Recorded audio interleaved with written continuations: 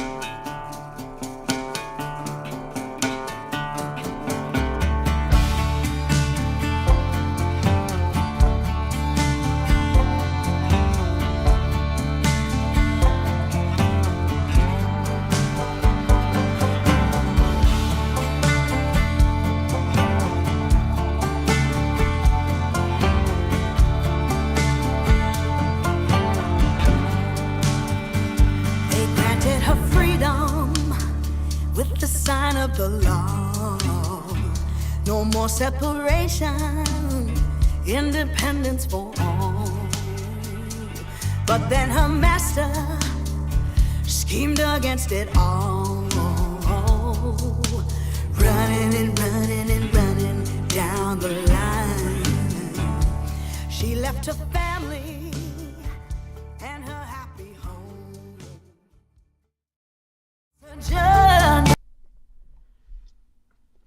Hi, my name is Ariane Robinson, and I am so excited to be speaking with Dione Taylor and Joel Schwartz about the productions of songs they co-wrote on Spirits in the Water. We're going to get into how the singer-songwriter and producer relationship works, but first, a bit about each of them. Regina-born singer Dione Taylor came to Toronto to attend Humber Jazz and quickly made a mark, receiving the college's Thomas Kehoe Memorial Award for Outstanding Vocal Performance. And a year after graduating with honors from the program, she released the Juno-nominated album, Open Your Eyes, in 2004. Not bad for a new graduate. Dione has performed for some real big deal audiences, including at the White House for George Bush, the Queen, the Duke of Edinburgh, Joni Mitchell, Robbie Robertson, and more. What else? Dione was the recipient of the Governor General Performing Arts Awards Mentorship Program in 2009 and has been celebrated with a Gemini nomination for her rendition of Oscar Peterson's Hymn to Freedom, which she performed alongside Oliver Jones at the Canadian Songwriters Hall of Fame Gala. In 2020, she released Spirits in the Water, in which she calls her prairie blues style. The album recently was won a Blues Album of the Year from Blues and Roots Radio, and it has been nominated for a Juno. She'll find out about the awards in May. Dione joins us tonight from her home in Toronto. Hi, Dione. Hey, nice bio. It almost sounds fake, doesn't it? Hey, Joel. Hello. And next is Joel. He's a guitarist, multi-instrumentalist, and award-winning producer. His production work is focused on helping folk, Americana, blues, and indie rock musicians produce records remotely. Joel has toured and or recorded with Birds of Chicago, Amelia Curran, Jessica Mitchell, and many others. The recordings he's produced have won or been nominated for numerous awards, and Joel joins us tonight from his studio in Toronto. Joel, thanks for setting this up. Yeah, well, thanks for being here, everybody. Great to talk to you. Yeah. Have you done any live stream conversations like this yet, Dione? I've done a few, yeah, but this is the first one that I'm doing that's with Joel, so that's really fun. I know that we talked about doing something like this before, and so I'm glad that we're finally getting a chance to do it. Totally, yeah. Cool. Okay, so let's jump right into it. Dione, congratulations on the album. What went through your head when you found out it had been nominated for a Juno? I said, thanks, universe. You can ask Joel, like when we were writing this album and the first time that I heard it from start to finish, I said, this is going to get a Juno, definitely. And I put it out there in the universe, and not to brag, but I am a firm believer of putting things out into the universe and intentions. And all the best intentions went into the making of this record. All the best people who played on the record, like it's just the perfect album for right now. So I was excited. I love that. And it's true. I can confirm, like, honestly, Yeah. if Dion had said that during the process, I think it would have scared the crap out of me. But, you know, she said it with just such confidence after, like, the album was produced, mixed, mastered, it was done. And she was like, this is going to the Junos. And I was like, Yep. damn, I love that. Well, the two of you had worked together before in 2015 on Born Free, and Joel played on that album. But for Spirits in the Water, Joel, you came on to co-write and produce most of the songs. So what did you set out to do? What was your intention? Yeah, so it's a great question. With the previous album, like I had come on kind of at the end of it, and you know, I've known Dione for a long time. We went to jazz school together. Like I know a bit about some of the music she's done, and I knew that like going into Americana and blues was somewhat of a new thing, at least as far as I knew, relatively new. And I had been playing with the Birds of Chicago, who are like very much steeped in the Americana stuff, and I had like just fully kind of committed myself to that style and just sort of fell in love and found my expression. So with what we were doing with this collaboration, I think it was like we had this idea of this kind of Americana soulful, like really intentional, beautiful sound, like of Americana and roots music, but like wrapped in this really atmospheric, ethereal sounds, kind of more produced, like more spending more time in the studio. So rather than like more of a live album, which I like, we love live albums. We'll make live albums again in our lives, but this was like very much like almost like using the studio as an instrument and spending a lot of time on the orchestration of the parts and thinking about it that way. Yeah. Dione, anything else for you in terms of your intention besides the Juno nomination and working with the best people? Not that that's like the end all and be all of my life, but yeah, I mean, like going back to what Joel was saying, the idea of putting out a concept album and really having that idea in mind, and then thinking about how we could produce the sounds that I was kind of hearing in my head, and also be truthful with the lyrics that I was going to be bringing forth. So it was a really great collaborative experience. Let's focus on the song Down the Bloodline, which I understand was one of the first songs that you collaborated on. Mm-hmm. And this song is about Isabella Baumfree, who changed her name to Sojourner Truth. And she's a Black American woman who was born into slavery at the turn of the 19th century, but escaped into freedom. And she was an abolitionist and equal rights activist, and known for giving the speech, "Ain't I a Woman?" Dione, what drew you to write about this time in history through the lens of Sojourner Truth? So at that time I was just starting to delve into Black history and delve into my history, specifically with my roots as a Black Canadian. And I really wanted to experiment with the idea of writing the blues, but making it modern and making it a little bit more accessible. I think, and I can only speak for my experience, that when you hear of the blues or you think of the blues, like it has a very old sort of feeling to it. And it does, because it is steeped in history. But there's a way that I wanted to make it a little bit more forward and a little bit more modern sounding and authentic to my experience. So with writing about Isabel Baumfree, I love her story. I connected with her being an abolitionist, being a women's rights activist, being Black, being female, like all these crazy things that I am as well. And well, I'm not an abolitionist, really. I was going to say. Maybe I am in my mind. I have pictures that prove that wrong. Maybe that's what I think of in my head. But yeah, writing songs that have a modern feel, but about history, like coming from a historical point of view. So, like when Joel and I started talking, he had this really cool um, sample, like not even a sample, but it was more like an idea, like a musical thought. And I'm sure he'll go into more about the inspiration of that, but it really was kind of a simultaneous thing that happened with him bringing that music forward and me learning about history and deciding to kind of move forward into a new direction. Great. And so, Joel, when did you start working on the song? And if you want to play an example of Yeah, sure. anything, yeah. Yeah, sure. I love what you're saying, Dion. Like, I mean, even now that I find that so inspiring, like I feel like we could do another album. Like it's like for me, like I was thinking about like my early learning experiences on music, and like I was learning piano, and I remember like just going through the book and hating it, but there was some dumb blues like song at the end. It was like Rockin' Rhino. I was like 9 or whatever.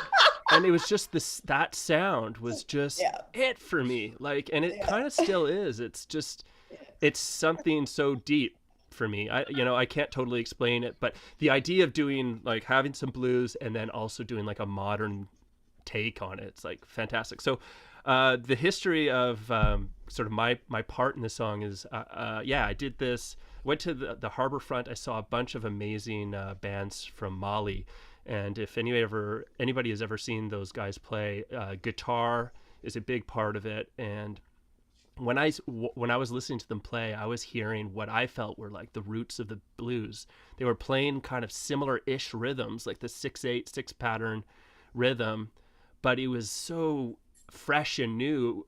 Whereas like in the West, I feel like I've heard of a lot like dun dun dun dun dun, and it's kind of hammered out. There was like this lightness and this sort of hipness that I found really inspiring. So yeah, I can show you sort of what I wrote soon after. This is, I called it Molly Resonator, and I sent it to Dion. So this is the rough demo of what I What year sent. was this, Joel? Can you Yeah, tell good. us what year? This is 2015, if you can believe it. Oh, Yeah. 2015. So I'll play a little bit of what is then titled Molly Resonator.mp3.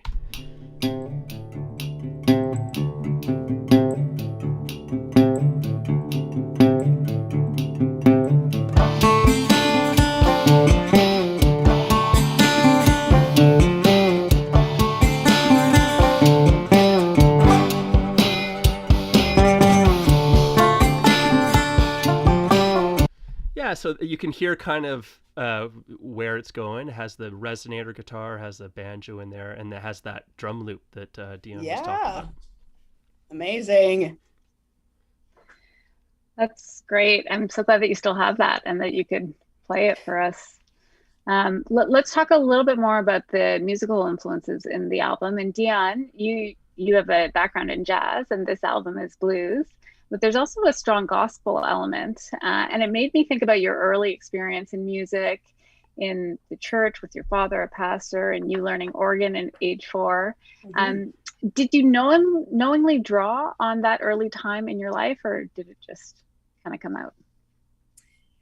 I think it kind of came organically. I didn't at the beginning really quite understand the relationship between jazz and blues and how I wanted to make it my own. Like, of course, I understand all music is rooted in blues and in African American history.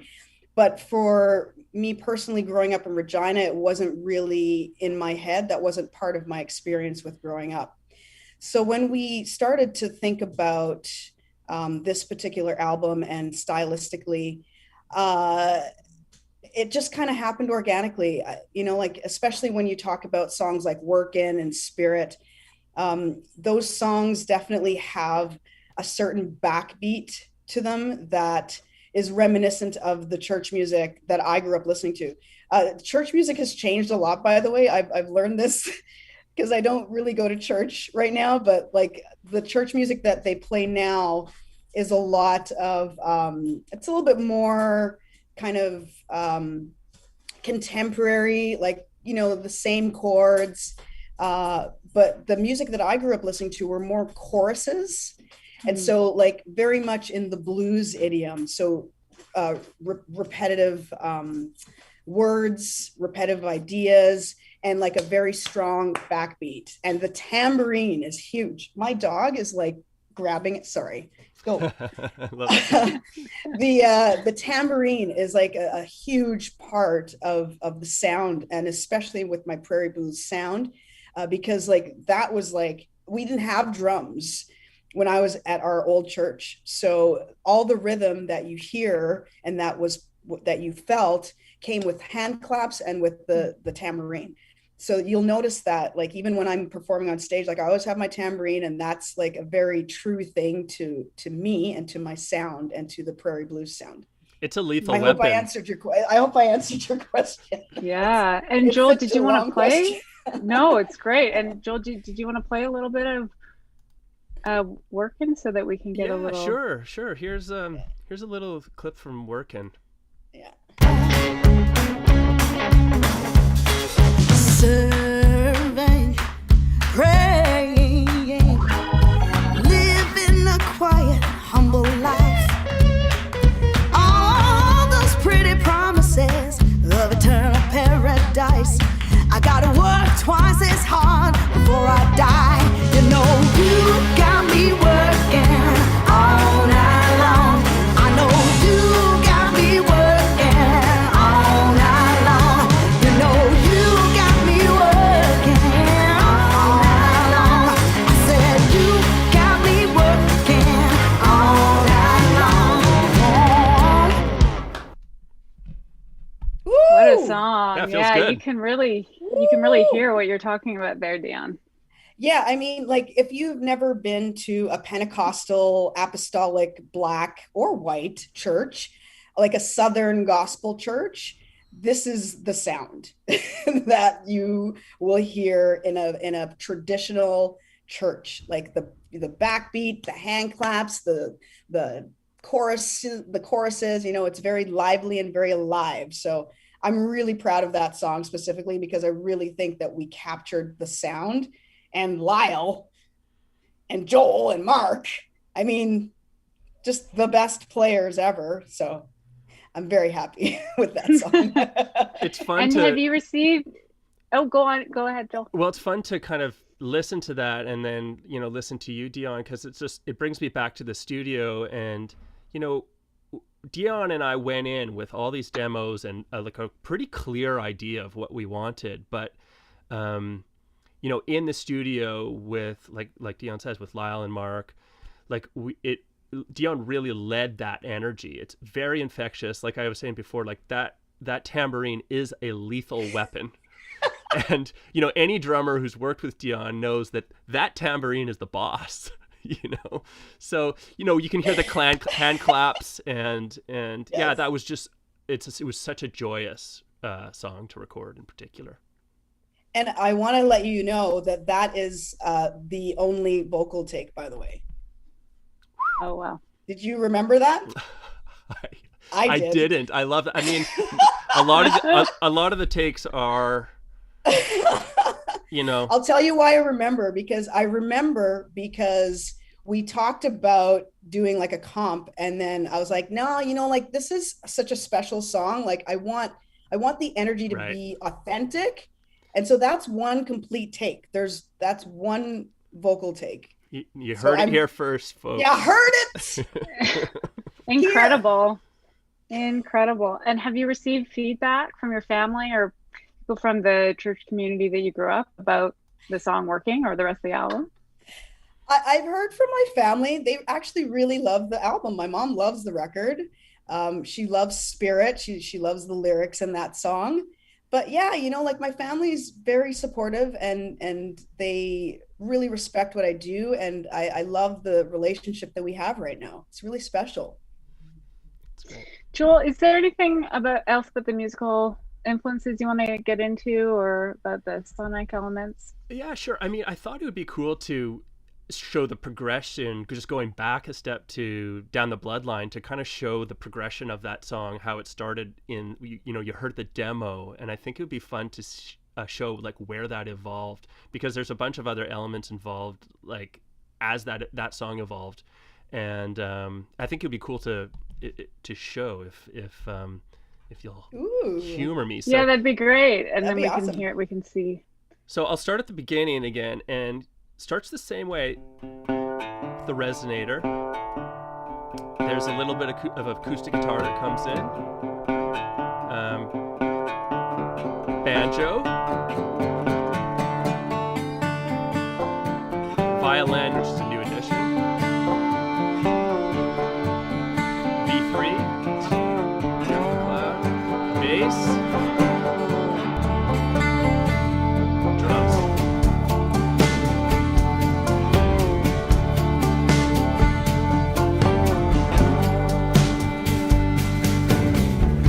So that's the core of the sounds, but I want to highlight some of this violin stuff, particularly in the middle, which I think is so cool.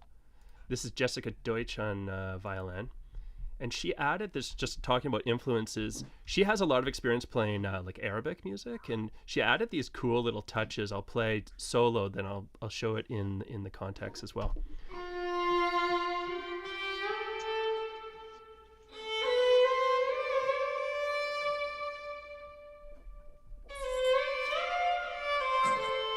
Play that in context.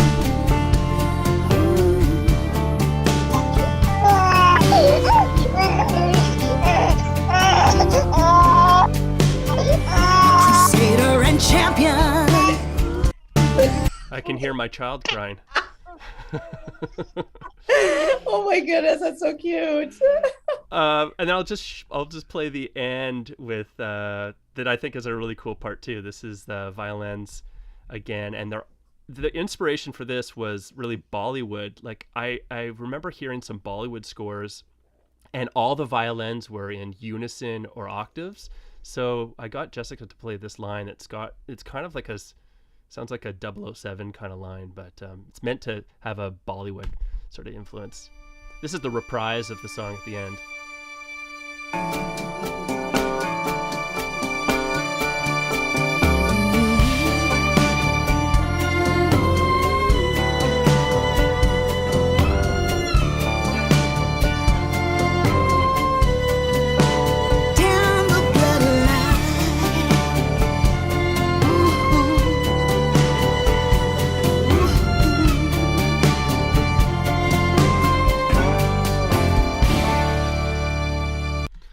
So that song, like it's that feels like, to me, like it's the blues, but it's something kind of very mystical, or I guess contemporary. So yeah, it's cool to listen back to that and listen to all the parts. That's great. Thanks, Joel, for going through all that, and I apologize for No worries. the little interruption. New mom, could not help myself.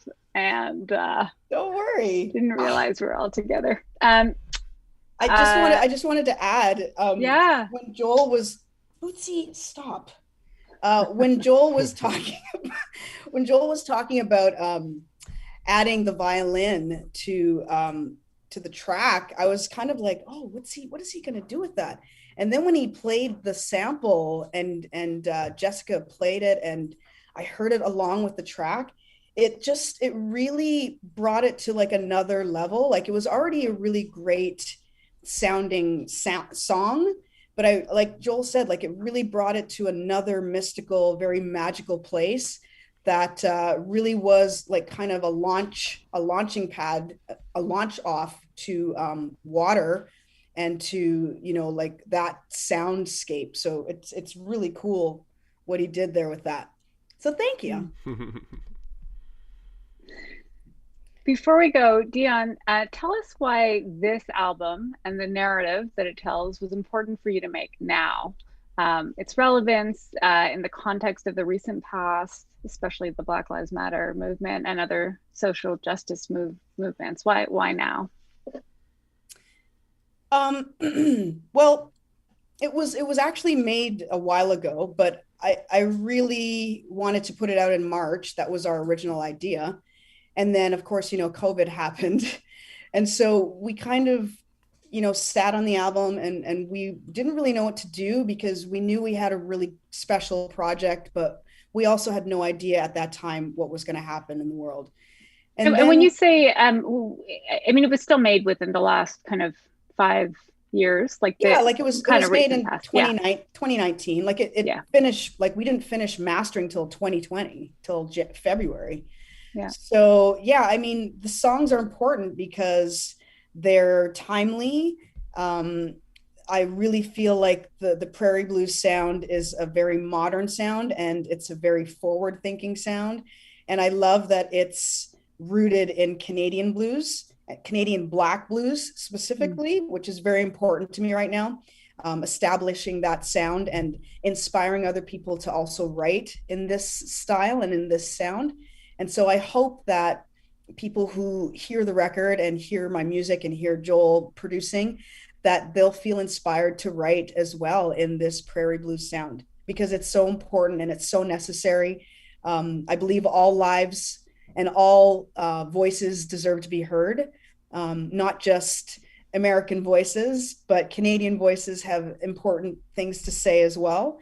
Globally, I think that we're all really coming into our own, and having the courage to speak and to sing and to write in your own way, and authenticity is very important. So I'm just so happy that we got a chance to release this in 2020, which is great because it started so terribly, but man, what an ending. I'm so happy.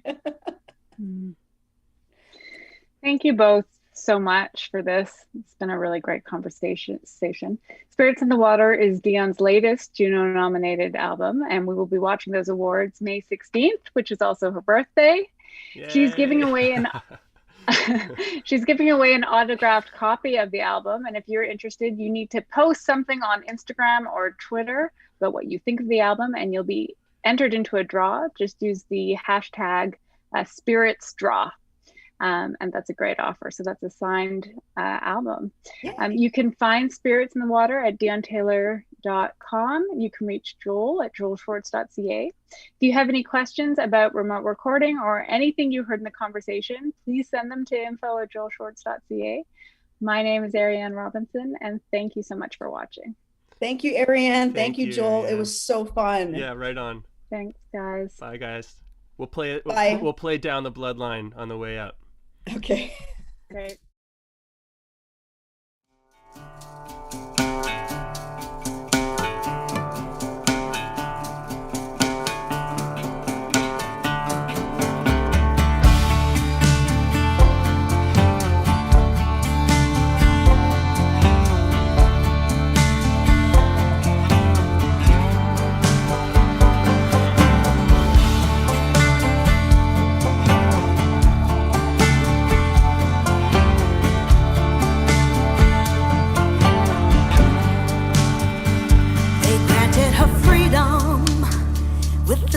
Of the law, no more separation, independence for all. But then her master schemed against it all, running and running and running down the line. She left her family and her happy home, just a sojourner, always wandering alone, always found refuge in a tribe of her own, running and running down the line, running and running and running down the line.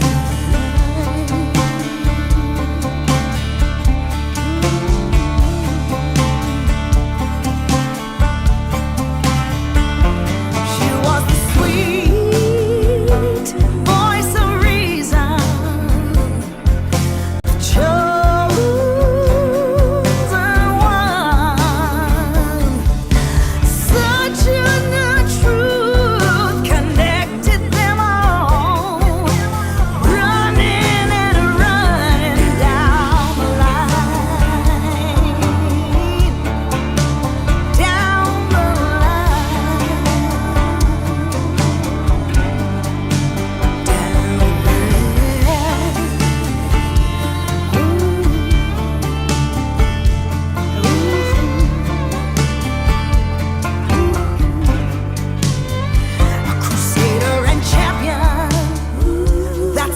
the truth. Battling for freedom, just passing through.